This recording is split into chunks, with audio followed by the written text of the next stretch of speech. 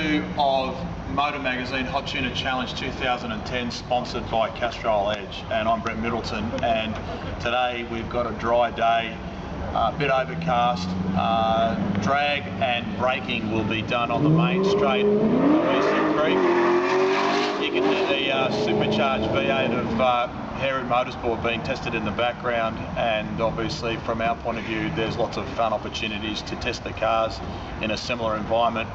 The Western Sydney Dragway unfortunately can't be used because they had some more repairs to do to the track, so Eastern Creek have kindly allowed the organisers to run the cars here to finish off the test. We've got braking and quarter mile times measured with a drift box, not a Christmas tree, but we never used a Christmas tree in the past anymore. From our point of view, you'll see some in-car footage of the guys doing the testing, and also some more great opportunities to let you know more about how to improve your Forester and all the other cars that you will see in the background. So stay tuned and hope you enjoy the ride. Here we are, Hot Tuner Challenge, Motorcana in the MRT Forester. Whoa, bit of understeer there.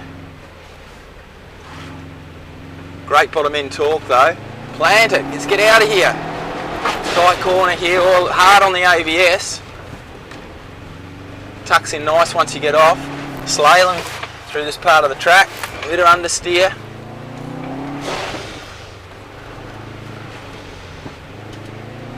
Power on, four-wheel drive, brake hard. Again, ABS.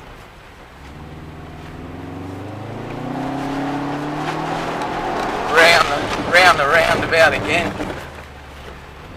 ABS is holding us up a bit.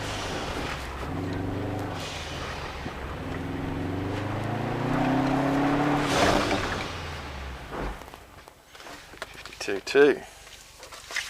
So Steve's just finished doing the skid pan. That's Steve Richards, a V8 supercar driver. One of the interesting bits of feedback that we've spoken about in the past is the unfortunate technology that's limiting our fun these days with the way the manufacturers are building cars with ABS, analog braking system, stability control, stuff like that. So as he made the comment, you will have known that he said you can't brake hard in this car on a wet surface like this because the ABS starts to kick and makes the car run wide. And one of the things that we would like to encourage manufacturers is give us an opportunity to turn some of these things off, so in these environments we can actually get the car to have some more fun and do what it's designed to do. But on a positive side, he commented on how much more torque it's got down low. There's a limitation on how much more we can bring on boost early because of the factory fitted automatic transmission with the torque converter. But obviously the other advantage and disadvantage with the tyres, we've got great tyres for the track and the drive, but in this environment the KUMHOs are obviously struggling a little bit because they're not designed for really wet conditions, but they've still done incredibly well.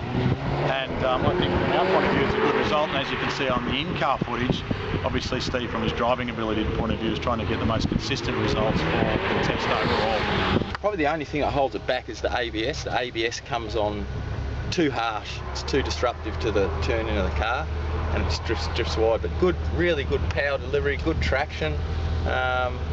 Just the only thing I'd say is if you could use the brakes like they should be used on this sort of event, then it'd be a lot better car.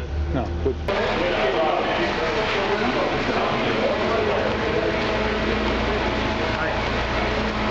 Yeah.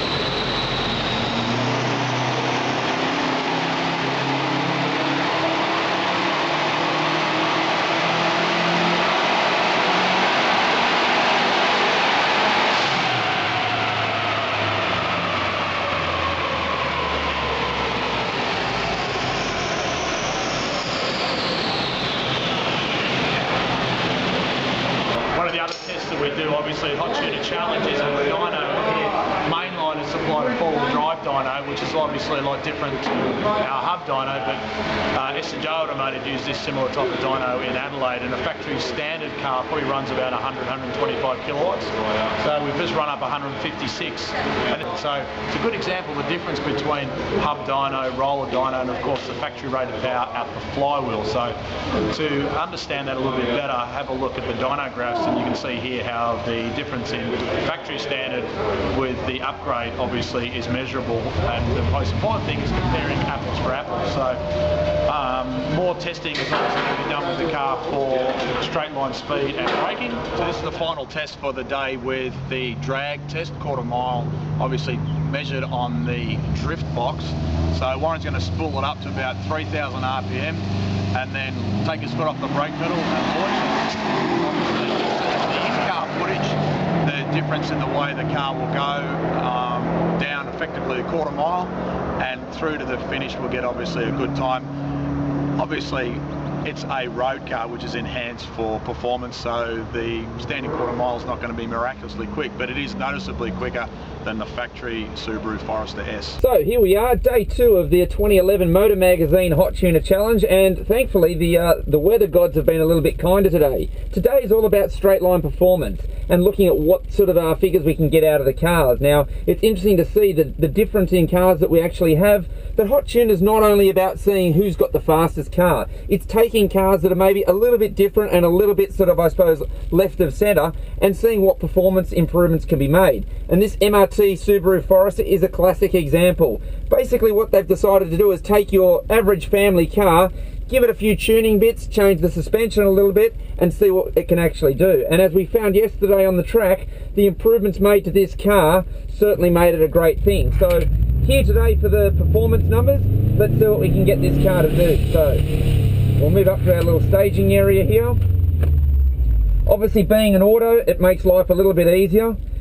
According to Brett, hard on the brake, on the throttle, it'll build up to nearly 3,000 revs, and off the brake and away it goes.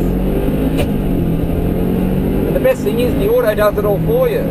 Interestingly enough, this standard Subaru Forester in standard trim will do 0 to 100 in around about 6.3, 6.4. We've just done it in 5.3. So it goes to show a few modifications can make a huge difference. We've knocked nearly a second off the 0 to 100 time, and that's huge.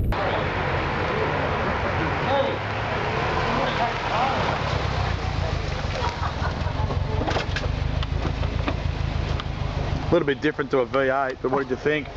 Look, it's fantastic. Like 0 to 100, 5.3 and a 13.7 for the quarter. In standard trim, this car will do about a 6.3, 6.4 0 to 100. So to pull a second off its 0 to 100, that's a big improvement. Yet the modification still feels like they come straight from the factory. Oh, great. Thanks, Warren.